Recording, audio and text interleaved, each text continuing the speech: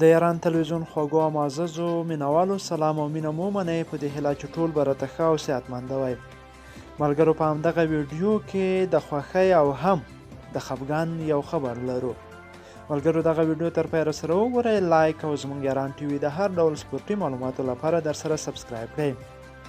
ملګرو لکه څرنګه تاسو ته معلومه ده سبا ته یا پنجشنبې په ورځ د آی پی ایل لپاره بولۍ ترسره کیږي چې له دغې جملې څخه د افغانستان لخوا هم زیات شمیر لوبغاړي انتخاب شوي وو چې کیس احمد، نور احمد لکنوال، محمد شهزاد، نوین الحق، زهیر خان، ویکار سلام خیل، کریم جنت دغه لوبغاړي چې دي شارټ لیست شوي دي او سبا ورځ به بولۍ ته وړاندې شي.